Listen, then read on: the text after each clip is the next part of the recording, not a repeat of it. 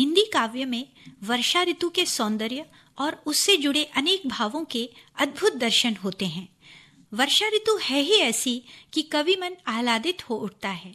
यही कारण है कि अन्य ऋतुओं की तुलना में वर्षा ऋतु हिंदी काव्य में कहीं अधिक चित्रित की गई है। हिंदी साहित्य के इतिहास से जोड़ते हुए यदि हम हिंदी काव्य की विकास यात्रा में विशेष रूप से वर्षा ऋतु के वर्णन का विश्लेषण करें तो कुछ तथ्य स्पष्ट तौर पर सामने उभर कर आते हैं।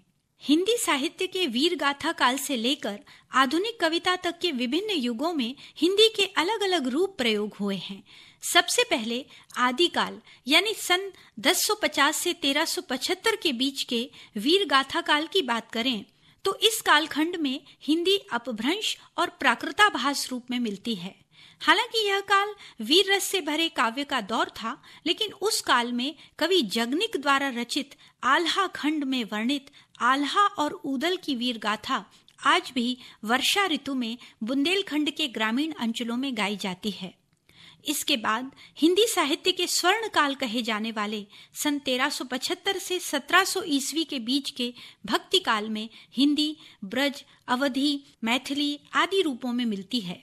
भक्ति काल में वर्षा ऋतु का अद्भुत और अविस्मरणीय वर्णन तुलसीदास कृत रामचरितमानस के किष्किंधा कांड में मिलता है, जहां सीता की खोज में गहन जंगलों में भटकते हुए राम जब ऋष्यमुख पर्वत पर पहुंचते हैं और तभी वर्षा ऋतु का आगमन हो जाता है। वर्षा के मनोरम दृश्य से अभिभूत हुए राम के मुख से निकलता है कि वर्षा काल मेघ नभ छाए, गरजत लागत परम सुहाए।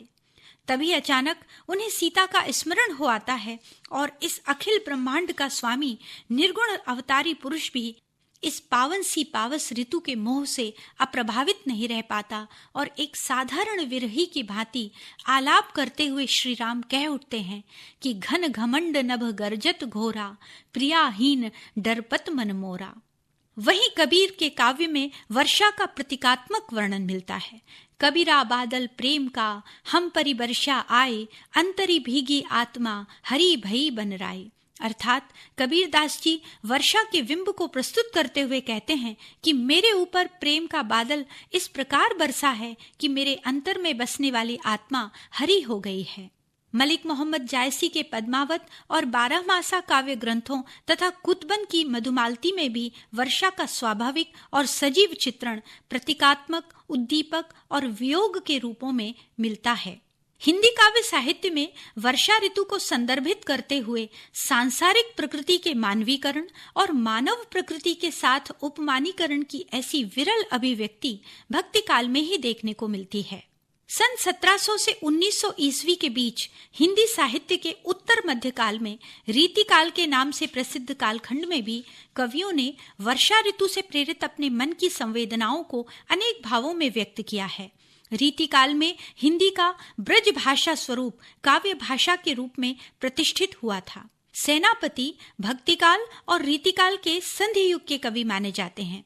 वे वर्षा का वर्णन कुछ इस तरह करते हैं कि दामिनी दमक सुर चाप की चमक, श्याम घटा की घमक, अति घोर घन घोरते, आयो सखी सावन मदन सर सावन, लाग्यो है बर सावन सलिल चहु ओरते। रीतिकालीन कवि पद्माकर वर्षा ऋतु के सौंदर्य को भौरों के गुंजन, मोरों के शोर और सावन के झूलों में देखते हैं। वहीं उन्हें मेघ का बरसना स्नेह के बरसने सा प्रतीत होता है। इन भावों को काव्य रूप देते हुए अपने कवित्व में पद्माकर लिखते हैं कि भौरन को गुंजन बिहार बन, कुंजन में मंजुल मलारन को गावनो लगत है, कहे पद्माकर गुमानो होते मानो होते, प्राणो होते प्यारो मन भावनो लगत है।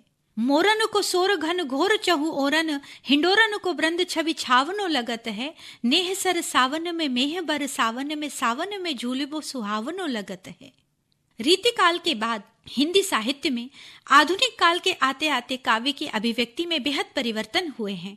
बदलते हुए आधुनिक परिवेश में विभिन्न परिस्थितियों से गुजरते हुए साहित्य के आधुनिक काल में दृष्टिगत हिंदी कविता का उन्नत स्वरूप विशिष्ट और उल्लेखनीय है। इस युग में हिंदी का प्रयोग उसके सर्वमान्य स्वरूप खड़ी बोली के रूप में किया जाने लगा। आधुनिक हिंदी साहित्य के पितामह भारतेंदु हरिश्चंद्र के नाम पर रखे गए आधुनिक काल के सन 1850 से 1900 तक का भारतेंदु युग हिंदी काव्य की दृष्टि से एक संक्रांति युग माना जाता है। यह राष्ट्रीय चेतना का युग था, जिसमें नई काव्यधारा की शुरुआत हुई। साथ ही कविता के विषय समसामयिक बनते गए। इसलिए इस युग की कविता में वर्षा ऋतु कहीं दिखती सी नहीं है। हिंदी साहित्य के पुरोधा साहित्यकार पंडित महावीर प्रसाद द्विवेदी के नाम पर रखे गए सन 1900 से 1925 के बीच के द्विवेदी युग में, जहां एक और हिंदी भाषा स्थिर, परिष्कृत और व्याकरण सम्मत बनती जा रही थी, वहीं दूसरी ओर कथा काव्य का विकास इस युग की उल्लेखनीय विशेषता बनी। इस युग के कवियों ने वर्षा ऋतु के वर्णन को हिंदी काव्य में पुनः स्थापित किया। इस युग के दो प्रतिनिधि कवियों मैथिली शरण गुप्त और अयोध्या सिंह उपाध्याय हरिओद की कविताओं में एक बार फिर वर्षा ऋतु की काव्य फुहार पाठकों का मन मोहने लगी। हरिओद वर्षा ऋतु में छाए बादलों का परिचय अपनी बादल कविता के माध्यम से कुछ इस तरह करवाते हैं कि सखी बादल थे नभ में छाए, बदला था रंग समय का, थी प्रकृति भरी करुणा में, कर उपचय मेघ निश्चय का, वे विविध रूप धारण कर नभतल में घूम रहे थे, गिर के ऊंचे शिखरों को गौरव से चूम रहे थे, वे कभी स्वयं नग संबन थे अद्भुत दृश्य दिखाते, कर कभी दुंदुभी वादन चपला को रहे नचा। वहीं राष्ट्रकवि मैथिली शरण गुप्त का वर्षा वर्णन भी अद्भुत है। वे अपनी इस कविता में वर्षा की व्याख्या करते हैं कि गगन में घन है घिरने लगे, मुदित चातक भी फिरने लगे, घट गया रवि तेज कराल है, अब मनोहर पावस काल है। इसके बाद जब हिंदी काव्य के इतिहास में छायावाद और रहस्यवाद के साथ प्रसाद युग आता है, तब वर्षा ऋतु के मायने कविताओं में बदलने लगते हैं। महाकवि जयशंकर प्रसाद अपनी कृति लहर में वर्षा का वर्णन करते हुए लिखते हैं कि वे कुछ दिन कितने सुंदर थे जब सावन घन सघन बरसते, प्राण पपीहे के स्वर वाली बरस रही थी जब हरियाली, चित्र खींचती थी जब चपला, नील मेघ पट पर वह विरला, मेरी जीवन स्मृति के जिसमें खिल उठते थे वे रूप मधुर थे, वे कुछ दिन कितने सुंदर थे। कवि सुमित्रा नंदन पंत भी वर्षा ऋतु का वर्णन करते हुए कहते हैं कि झम झम झम मेघ बरसते हैं सावन के, छम छम छम गिरती बूंदे तरुओं से छन के, चम चम बिजली चमक रही रे उर में घन के, थम थम दिन के तम में सपने जगते मन के। सूर्यकांत त्रिपाठी निराला अपनी बादल राग कविता द्वारा बादलों से बरसकर संपूर्ण प्रकृति को नवीन शक्ति प्रदान करने का आह्वान करते हैं। झूम झूम मृदु गरज गरज घन घोर, राग अमर अंबर में भर न्यूरोर, झर झर झर निर्झर गिरिसर में, घर मरुतरु मरमर सागर में, सरित तड़ित गति चकित पवन में, मन में विजन गहन कानन में, आनन आनन में रव घोर कठोर, राग अमर अंबर में भर निज रोर।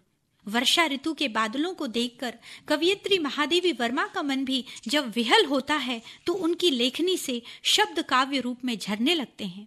कहाँ से आए बादल काले, कजरारे मतवाले, शूल भरा जग, धूल भरा नभ, झुलसी देख दिशाएं निष्प्रभ, सागर में क्या सो न सके यह करुणा के रखवाले, आंसू का तन विद्युत का मन, प्राणों में बरदानों का प्रण, धीर पदों से छोड़ चले घर, दुख पाथेय संभाले, कहाँ से आए बादल काले, कजरारे मतवाले।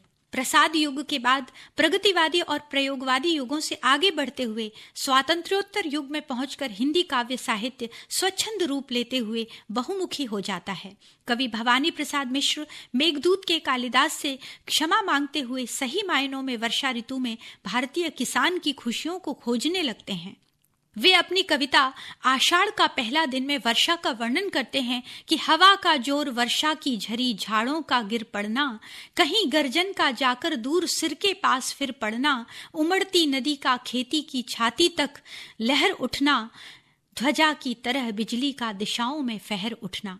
बालकृष्ण शर्मा नवीन आधुनिक शैली में घन गर्जे कविता का सृजन करते हुए वर्षा ऋतु को शब्दों की अभिव्यंजना में ऐसे बांधते हैं कि सखी वन वन घन गर्जे, श्रवण निनादा मगन मन उन्मन, प्राण पवन कण लरजे, सखी वन वन घन गर्जे। सच्चिदानंद हीरानंद वात्स्यायन अज्ञेय मेघों को साहसिक सैलानियों की संज्ञा देते हैं और वर्षा ऋतु में जीवन दर्शन के रहस्य को अनुभूत करते हैं। वे लिखते हैं कि ये तरल वाष्प से लदे हुए द्रुत सांसों से लालसा भरे ये ठीठ समीरण के झोंके, कंटकित हुए रोए तन के, किन अदृश्य करों से आलोड़ित स्मृति शैफाली के फूल झरे, झर झर झर झर अप्रतिहत स्वर जीवन की गति आनी जानी, ये मेघ साहसिक सैलानी। ऐसे ही वर्षा का गूढ़ दर्शन शिवमंगल सिंह सुमन की कविता मैं अकेला और पानी बरसता है में भी मिलता है।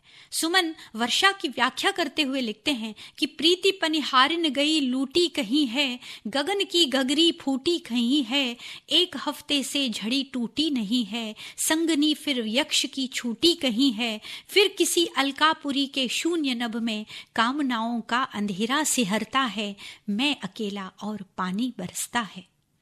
फिर स्वातंत्रोत्तर युग में नई कविता, प्रगतिशील कविता और नवगीत हिंदी काव्य की नूतन धाराएं बनकर आए। इनमें वर्षा ऋतु के अच्छे और बुरे दोनों पक्षों पर कविताएं लिखी गई हैं। इनमें अनावृष्टि और अतिवृष्टि की भयावहता, असंख्य प्राणियों की मृत्यु के विरह और यहाँ तक कि वैश्विक तापन में वर्षा की कमी जैसे विषय भी हिंदी नवगीतों में दिखने लगे हैं।